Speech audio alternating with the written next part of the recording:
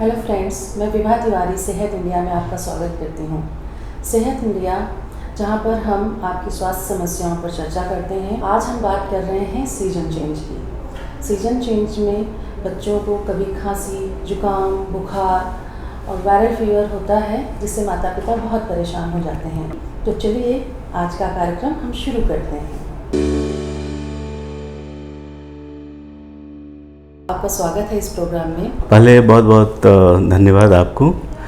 और आज हम बच्चों की बात कर रहे हैं सीजन चेंज में कौन कौन सी परेशानियां बच्चों में होती है और पेरेंट्स को किन बातों का ध्यान रखना चाहिए। सीज़न जो चेंज होता है उसमें आप देखेंगे जनवरी, फरवरी, मार्च महीने में पॉलिनेशन इज़ वेरी कॉमन। सांस की समस्या जो होता है बच्चों में बड़ा ही कॉमन है इस सीज़न में, because of there is some pollen allergy, dust allergy and everything. Allergic problem number 1। Second जो प्रॉब्लम होता है बच्चों में, वो आप देखेंगे कि वायरल बीमारियों का समस्या, जो सांस के ड्रॉपलेट जो होते हैं उसके थ्रू फैलता है, तो वो बड़ा ही कॉमन है इस सीज़न में। आज देखेंगे एनसीआर की बात करें तो लगभग यदि 100 घरों की बात करें तो लगभग 50 से 60 घरों में जो बच्चे हैं वो बीमार हैं और इन समस्याओं से जूझ रहे हैं। ये दो प्रॉब्लम जो इस सीज़न का है, सीज़न चेंज पे, एक एलर्जिक और सांस की समस्या और दूसरे वायरल इन्फेक्शन की समस्या, ये बड़ा ही कॉमन है। और हमें कब समझना चाहिए कि बच्चों को अब हमें हॉस्पिटल ले जाने की ज़रूरत है? तो ये बड़ा ही वैलिड क्वेश्चन आपने पूछा है। जब खांसी जुकाम होता है या साथ में फीवर आता है, तो जब तेज़ फीवर आ रहा है, मान लीजिए 102, 103 आ रहा है, 104 आ रहा है, इवन वायरल इन्फेक्शन में ऐसा होता है, तो उस कंडीशंस में आपको एक कंसल्ट लेना ज़रूरी है। दूसरी बात, यदि खांसी हो रही है, नॉर्मल खांसी है या खांसी बढ़ रही है, तो यदि रात में खांसी डिस्टर्ब कर रहा है, स्लीप डिस्टर्ब हो रहा है बच्चे का, रूटीन चेंज हो रहा है, तो रूटीन जो एक्टिविटी हैम्पर हो रहा है बच्चे का, उस कंडीशंस में आपको जनरली एक पीडियाट्रिशियन से आपको सलाह लेनी चाहिए। तीसरा, यदि बच्चे की ब्रीदिंग तेज़ है, खांसी के साथ साथ ब्रीदिंग तेज़ है, जिसको पसलियाँ चलना बोलते हैं, तो यदि पसलियाँ चलनी शुरू हो गई है, जो बड़ा कॉमनली समझ में आ जाता है, उस कंडीशंस में आपको किसी हेल्थ केयर प्रोवाइडर से मिलना चाहिए। और जो अगली बात है कि खाने में दिक्कत हो रही है, खांसी इतनी बढ़ गई है कि बच्चा खा नहीं पा रहा, बोल नहीं पा रहा, बड़े बच्चे नहीं बोल पा रहे, प्रॉपर कम्युनिकेशन इशू आ रहा है, बच्चा प्रॉपर सेंटेंस नहीं बना पा रहा, उस कंडीशंस में डेफिनेटली आपको पीडियाट्रिशियन से मिलना चाहिए और उनसे मिलकर सलाह लेना चाहिए। एक कॉमन पैटर्न है और पेरेंट का एक कंसर्न भी है कि कोरोना के बाद से जैसे बच्चों को फीवर आ रहा है या वायरल फीवर है और कफ एंड कोल्ड की प्रॉब्लम हो रही है, तो पेरेंट्स कंप्लेन करते हैं कि मेडिकेशन के बावजूद भी उसका इफ़ेक्ट है वो बहुत देर से शुरू होता है या 10 या 15 दिनों तक खांसी ठीक ही नहीं हो रही है। तो क्या इसका कोरोना से कोई संबंध है? कुछ मॉडिफाइड कोरोना वायरस हैं, बट अभी जो कॉमनली कम्युनिटी में चल रहा है उसमें आपका इन्फ्लुएंजा वाला, स्वाइन फ्लू का virus H1N1, H1H5 and RSV virus, जो छोटे बच्चे में कॉमन है, एडिनो वायरस, जिनमें क्या होता है कि आपका बॉडी जर्म्स को फाइट करने के लिए टेम्परेचर बढ़ा लेता है और उस टेम्परेचर बढ़ाने के दौरान आप पैरासीटामोल देते हैं तो उसका इफेक्ट आता है, कुछ बच्चों में स्लो आता है, कुछ बच्चों में नहीं भी आता। तो उसका एक अल्टरनेटिव ड्रग है मेफेनेमिक एसिड, उसको भी हम लोग यूज़ करते हैं। जब पैरासीटामोल का इफेक्ट लगभग 1 घंटे का वेट करते हैं, उसके बाद भी नहीं आता, तब हम लोग यूज़ करते हैं और वो ज़रूरी भी है यूज़ करना। सपोज टेम्परेचर आपका 103-104 क्रॉस कर रहा है, उस कंडीशंस में बच्चों में, कई बच्चों में दौरे आ सकते हैं या कई बच्चों में बिहेवियर चेंज होता है, सडनली बच्चे बड़बड़ाने लगते हैं, उनका जो नॉर्मल कॉन्शियसनेस पैटर्न है वो चेंज होता है। इसलिए मेफेनेमिक एसिड उस कंडीशंस में हम लोग यूज़ कर सकते हैं। फीवर डाउन करने के लिए alternate medicine mefenamic acid use करते हैं हम लोग। अच्छा, इंडिया में एक और प्रॉब्लम है कि पेरेंट्स ने विज़िट किया 2 महीने पहले, डॉक्टर ने मेडिकेशन लिखा, 2 महीने बाद बच्चे को सेम सिम्टम्स होते हैं, तो वो 2 महीने पहले वाला जो प्रिस्क्रिप्शन है उसे फॉलो करना शुरू कर देते हैं।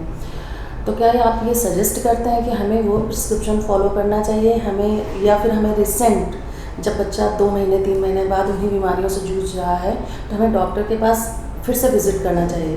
ये सवाल मैं इसलिए पूछ रही हूँ कि आपने बोला कि अगर पैरासीटामॉल के बाद सेट डाउन नहीं बच्चे जा को, रहा, राइट, हाँ, फीवर नहीं रुक रहा है तो मैं फिर आप एक मेडिसिन दे सकते हैं। तो मैं ये नहीं चाहती हूँ कि उस मेडिकेशन को पेरेंट्स विदाउट डॉक्टर कंसल्टेशन के घर पे ही मतलब देना स्टार्ट करें। सिम्टम्स देखिए, कई बार जो वायरल सिम्टम्स होते हैं वो तो सिमिलर टाइप से आते हैं, लेकिन कई बार वायरल सिम्टम्स के अलावा कुछ अदर्स बीमारियां होती हैं, एटिपिकल निमोनिया बोलते हैं, तो वो आइडेंटिफाई करना भी बहुत ज़रूरी है, क्योंकि उसमें सिर्फ फीवर की दवाई देकर काम नहीं चलेगा, उसमें दूसरी दवाइयों का भी रोल आता है, दूसरी दवाइयाँ देनी पड़ती है। उसमें सिम्टम्स बेस्ड केवल ट्रीटमेंट करेंगे तो आपको कई सारी चीज़ें मिस हो जाएगी। सो उसमें बच्चे का कंप्लीट एक बार इवैल्यूएशन हो, प्रॉपर हेल्थ चेकअप हो जाए, उसके बाद दें तो बेहतर होगा। तो आप ये एडवाइस करते हैं कि बच्चा जब बीमार है आपको उस समय डॉक्टर के पास विजिट करना चाहिए और एक न्यू मेडिकेशन के साथ में आपको उस रूटीन को फॉलो अप करना चाहिए। Yes, new medication might not be required, but बच्चे का इवैल्यूएशन कि क्या जो सिम्टम्स है सेम है, कुछ नई चीज़ें में चेंज तो नहीं है सिम्टम्स में, या कोई ऐसी बीमारी जो साथ साथ कोई एग्जिस्ट कर रहा है।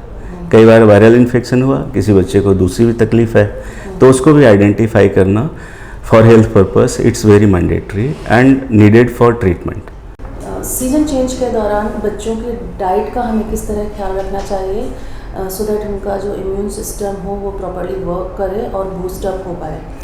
सो सीज़न चेंज जब भी होता है तो आप देखेंगे कि टेम्परेचर चेंज होता है, तो उसमें एक रोल आता है कि हाइड्रेशन मेंटेन करें। सो आपका जो बॉडी का सेल्स है सारा, वो सारा प्रॉपर फंक्शन करे। Immune system also contain cells, so hydration is very very important. So hydration बहुत ज़रूरी है। फ्रिक्वेंट बच्चे को ज़रूरत लगे तो पानी पिलाते रहें।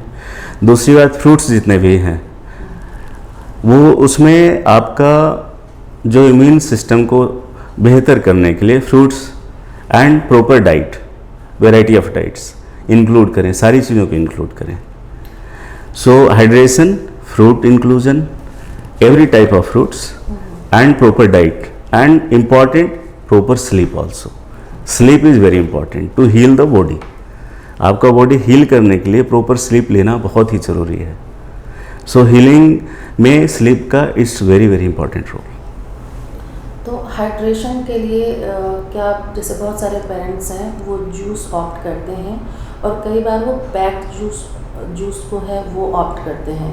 मार्केट गए, फ्रूटी खरीदी या कोई और ब्रांड के पैक्ड जूस खरीदे, तो क्या वो हेल्थ बेनिफिट देते हैं या फिर वो हमारी बच्चों की बॉडी के लिए?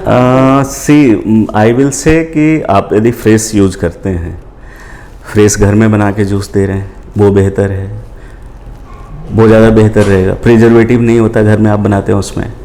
सो बेहतर रहेगा कि आप फ्रेशली मेड जूस आप यूज़ करें और फ्रेशली फ्रूट्स जो फ्रेश मार्केट में है उसको स्टोर करके लंबे टाइम तक ना रखें। Frequent fresh milk juice and fruits बहुत ज़्यादा यूज़ करना सेफ रहेगा फॉर हेल्थ बेनिफिट। मैं इस बारे में भी जानना चाह रही थी कि बदलते मौसम के दौरान क्या बच्चों के स्लीपिंग पैटर्न में कोई चेंज आता है, और अगर आता है तो हम उसे कैसे ठीक कर सकते हैं? बदलते मौसम में देखिए, जब टेम्परेचर चेंज होता है तो कई बार बच्चा उससे थोड़ा सा चेंज आता है, उसके हैबिट में इरिटेट होता है बच्चा। कई बार वो चूँकि कभी मौसम ठंडा था, अभी सपोज गर्मी लग गई, तो उसमें आपका जहाँ पे स्लीपिंग आपका स्पेस है, रूम है, उसमें ऑप्टिमाइज़ करें, टेम्परेचर देखें कि आपका कोजी इन्वायरमेंट है कि नहीं बच्चे के लिए।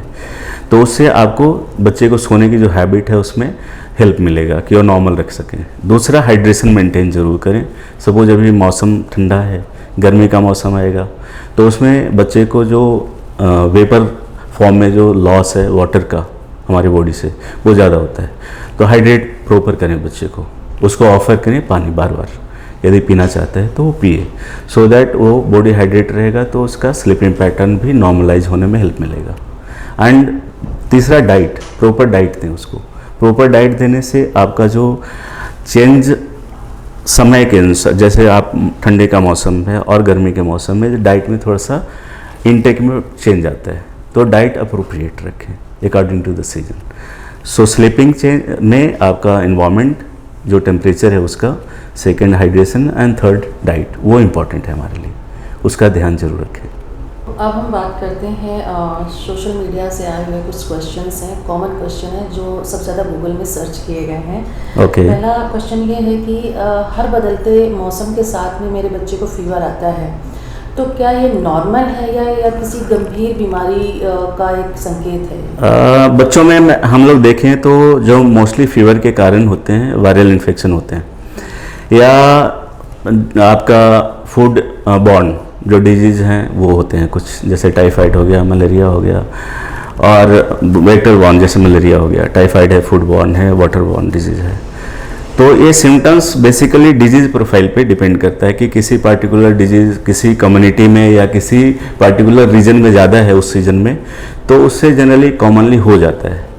सो प्रिवेंशन करना चाहिए, और ये सीरियस बीमारी जनरली नहीं होता, जनरली वायरल इन्फेक्शन होते हैं या वेक्टर बॉर्न डिजीज़ हैं उसके वजह से होता है। मोस्टली यदि कॉन्टिन्यूस फीवर है, सपोज लॉन्ग टर्म फीवर चल रहा है, 15 दिन हो गए, महीने हो गए, सो उस कंडीशन में हमें इस पर अटेंशन देना है क्योंकि ये सीरियस बीमारी का लक्षण हो सकता है। सो प्रोलॉन्ग्ड फीवर है, प्रोलॉन्ग्ड सिम्टम्स चल रहे हैं, सिम्टम्स कंट्रोल नहीं आ रहे, तो ये सीरियस बीमारी के लक्षण हो सकते हैं। सो ये सिम्टम्स बेस्ड आपको समझना पड़ेगा।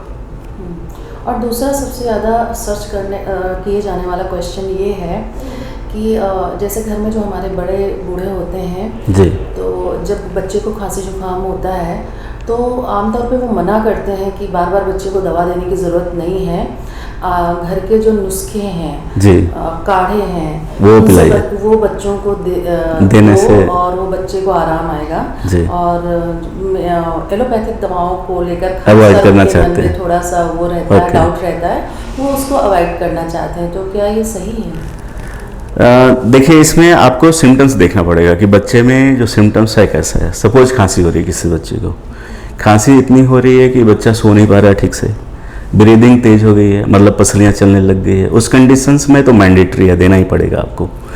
माइल्ड कॉफ कोल्ड है सपोज, तो उसमें symptoms based short term medicine देने से बहुत बड़ा नुकसान नहीं होता, क्योंकि आपको बेसिकली क्वालिटी ऑफ लाइफ भी देखना है बच्चे की, ये प्रॉपर स्लीप ले रहा है, प्रॉपर उसकी फूड आई मीन इनटेक है कि नहीं है, कंफर्टेबल है कि नहीं बच्चा, तो उस कंडीशन में short term medicine it's helpful. नुस्खे जो हैं, जहाँ तक नुस्खे की बात करें जो लोकल कई कम्युनिटी में यूज़ करते हैं, तो शहद अदरक का जो देखें तो कई मेडिकेटेड फॉर्म में भी आता है, टैबलेट फॉर्म में आता है, सिरप फॉर्म में आता है, उसको यूज़ करने से कोई नुकसान ज़्यादा नहीं है। उससे फ़ायदा कुछ बीमारियों में डेफिनेटली फ़ायदा है। मोस्टली जो बच्चे वायरल वाले होते हैं उनके गले में हल्का पेन होता है, कई बच्चे जो सॉल्ट लेते हैं या स्पाइसी फूड लेते हैं उसमें पेन शुरू हो जाता है गले में। सो सूदिंग इफेक्ट के लिए बच्चे को खराश गले में आती है, तो उसके इफ़ेक्ट को बेहतर करने के लिए, सिम्टम्स को कंट्रोल करने के लिए अदरक और हनी का सॉल्यूशन मिलाकर बहुत सारे पेरेंट्स यूज़ करते हैं, वो बेनिफिशियल है और उसको करने में बेहतर होगा। और जो हमारा आज का तीसरा सवाल ये है कि जो बहुत छोटे बच्चे हैं, लाइक 1 to 11 और 1 ईयर और लाइक बर्थ से समझ लो 1 ईयर के बच्चे हैं जी, तो मौसमी जो बीमारियां हैं जिससे बचाव के लिए उनके लिए क्या कोई खास उपाय है? देखिए, उसमें सबसे इम्पॉर्टेंट समझना है कि जो छोटे बच्चे होते हैं 1 साल 1 महीने से 1 साल के बच्चे, उनमें मोस्टली जो बीमारियां होती है वो डायरिया, खांसी जुकाम, निमोनिया, ये बड़ा कॉमन ही प्रॉब्लम है बच्चों में। तो उसमें प्रिवेंशन के लिए मैं एडवाइस करूंगा जो पेरेंट्स हैं उनके लिए सबसे इम्पॉर्टेंट मैसेज हमारी तरफ से ये रहेगा कि यदि आप खुद बीमार हैं तो बच्चे में आप कांटेक्ट में आएंगे। जैसे पहले भी कहा था कि ड्रॉपलेट जो होता है हमारा, ब्रीद करते हैं हम, सांस लेते हैं, तो उसमें छोटे जो ड्रॉपलेट्स होते हैं उसमें वायरस के पार्टिकल्स होते हैं जो इन्फेक्टेड हैं, उनसे बच्चे में जाता है। सो सपोज कोई बच्चा बीमार, घर में पेरेंट्स बीमार हैं, तो उनको बच्चे को गोद में ना लें, उसको बार बार किस करते हैं, है ना, बार बार कांटेक्ट में रखते हैं, तो अवॉइड करें, अपने आप को आइसोलेट कर लें, तो बच्चे को उससे प्रिवेंशन मिलेगा।